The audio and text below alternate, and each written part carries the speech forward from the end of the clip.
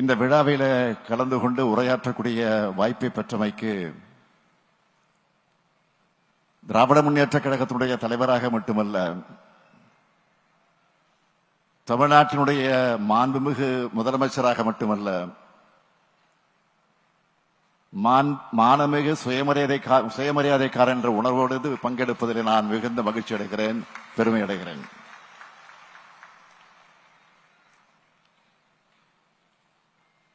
சுயமரியாதை இயக்கத்தினுடைய தொடர்ச்சி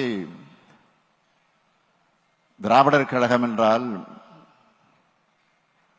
திராவிடர் கழகத்தினுடைய நீட்சிதான் திராவிட முன்னேற்ற கழகம். இன்று தமிழ்நாட்டோட உரிமைகளை, தமிழர்களின் சுயமரியாதை, பகுத்தறிவு, சமூக நீதி சிந்தனை உள்ளிட்டவற்றை நாம் பாதுகாக்கிறோம் என்றால், சுயமரியாதை இயக்கம் இந்த மண்ணில் வேர் விட்டதுதான் அதற்கு காரணம். தமிழ்நாடு முழுக்க இருந்து குடும்பமாக வந்திருக்கக்கூடிய இந்த கருப்பு சட்டைக்காரர்கள் தான் தமிழ்நாட்டின் காவலுக்கு கெட்டிக்காரர்கள்.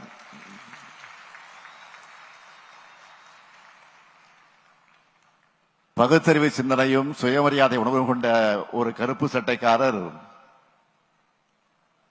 ஒரு ஊரையே முன்னோக்கி இழுத்துச் செல்லும் ஆற்றல் பெற்றவர். திராவிடர் கழகத்தினுடைய உழைப்பு விலை மதிப்பில்லாதது, பலன் எதிர்பாராதது. அதனால்தான் பகுத்தறிவு பகலன் தந்தை பெரியார் அவர்கள் சொன்னார்கள், மன மகிழ்ச்சி ஒன்றுதான் நான் அடையும் பலன் என்று சொன்னார். அந்த மனமகிழ்ச்சியை மட்டுமே நோக்கமாக கருத்தியல் உறுதியோடு போராட்ட வாழ்வை வாழக்கூடிய திராவிட கழக தோழர்கள் அனைவருக்கும் எனது சல்யூட்.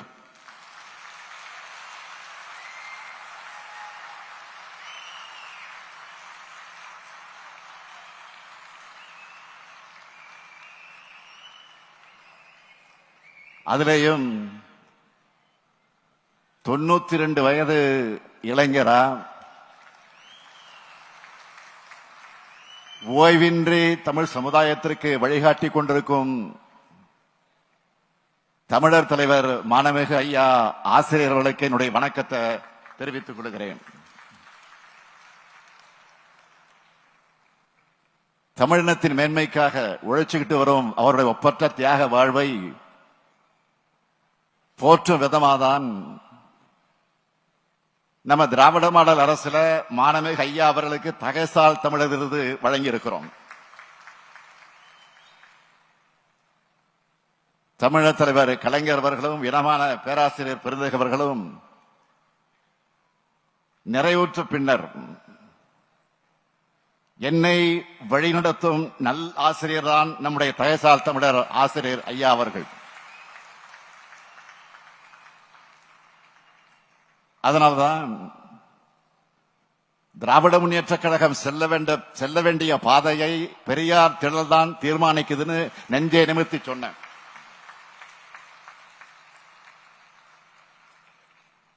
திமுக உருவான போது பேரறிஞர் அண்ணா அவர்கள் தான் சொன்னார், திமுக தோன்றிவிட்டது திகாவுக்கு எதிராக அல்ல, திராவிடர் கழகத்தின் கொள்கைகளை மேலும் வலிமையாக்க, அரசியல் களத்தை செயல்படுத்துவதற்கும் தான் தோன்றி தனமாக இருக்கக்கூடியவர்களுக்கெல்லாம் பாடம் புகட்ட, ஆக அந்த உணர்வோடு செயல்படுத்துவதற்குத்தான் தோன்றியிருக்கிறது என்று சொன்னார். இங்கு கூடியிருக்கக்கூடிய கருஞ்சட்டை பட்டாளமே, தமிழ்நாட்டின் இளைஞர் கூட்டமே,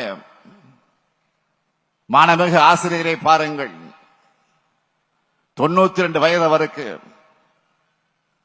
இந்த வயதிலும் நாள்தோறும் எழுதுகிறார்,